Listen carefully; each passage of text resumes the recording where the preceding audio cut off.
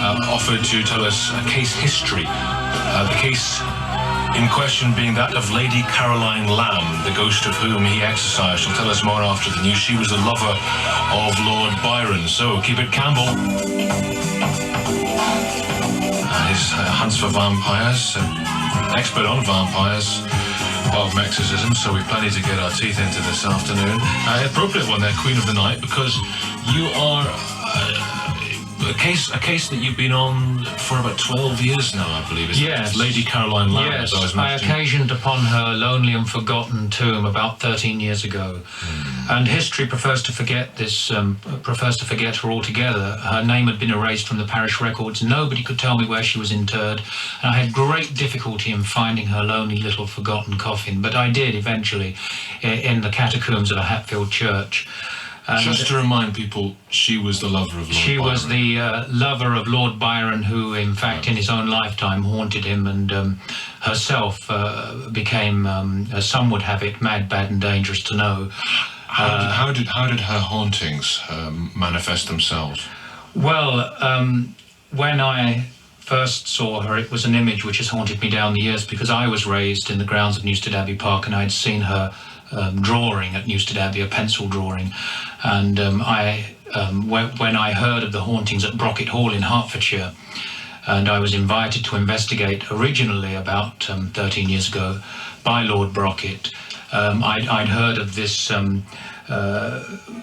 pitiful phantom wandering the corridors in the dead of night whilst everyone else slept, with eyes starting out of their sockets as she flits aimlessly in the dark halls like a bat or some lost spirit. I was a bit like that Sunday morning, actually. Yeah, and Lord Brocket himself had witnessed none of this, but then he was often absent at the time.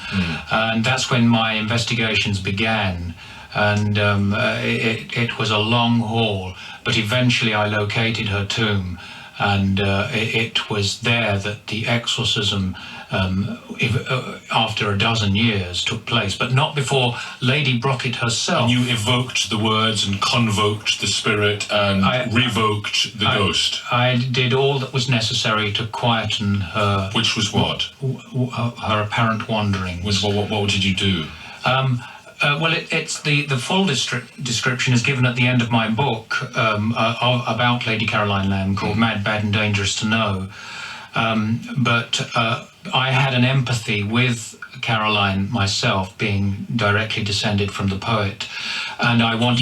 You are descended from Byron. Yes, that's an incredible coincidence. Great grandson through the housemaid at Newstead called Lucy, and I felt that there was an almost 2-century haunting which needed to be put right, and it was an obligation upon me to search out the lonely spectre and to quieten it and to give it peace and solace. Did you see the lonely spectre? I saw something, and I don't know quite what it was, but I did hear the tinkling sound of a harpsichord, an instrument she is known to have played, as have others in Brocket Hall. But I heard it in the place of her burial, which was most strange. Wow. In the catacomb. In the catacomb, did you feel the presence as well?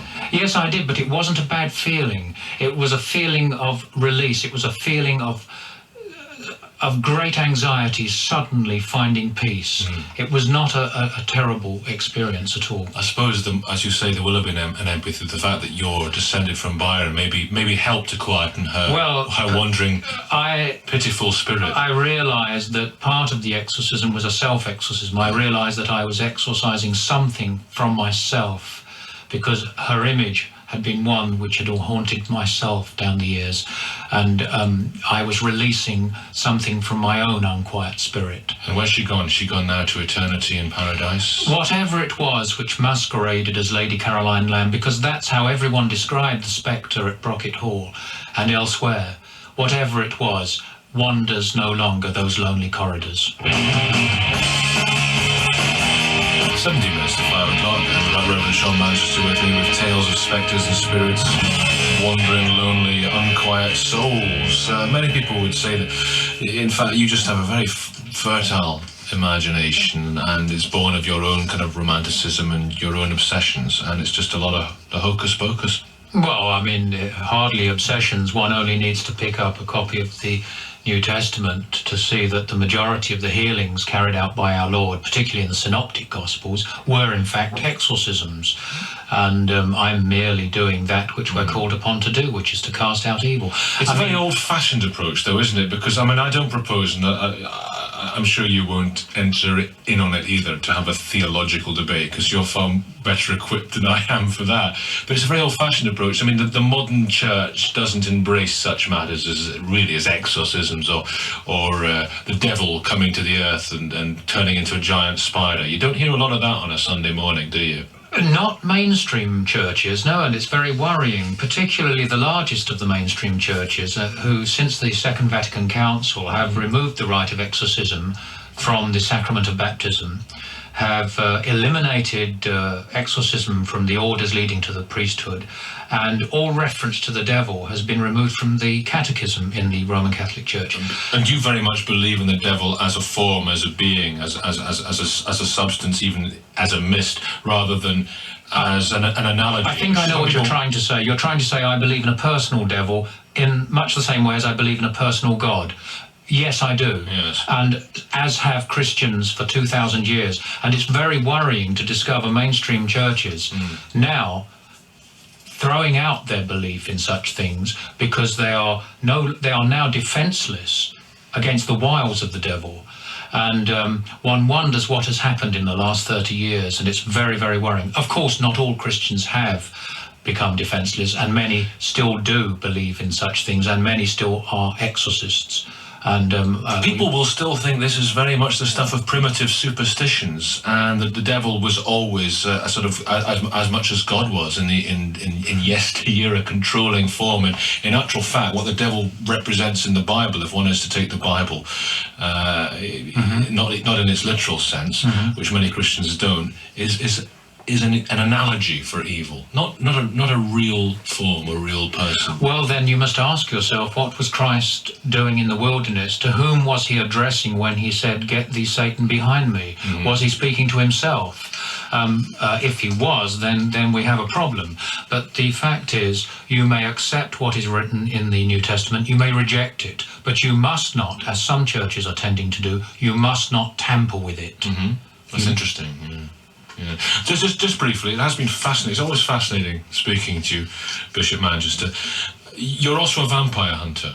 I am. And we've discussed this before. People will be surprised that vampires exist. And Gaelic, if the traditional forms of fighting off the vampiric presence that we see in the Hammer House of Horror films, for example, are in fact bona fide. Garlic seems to have an antiseptic quality in all manner of things.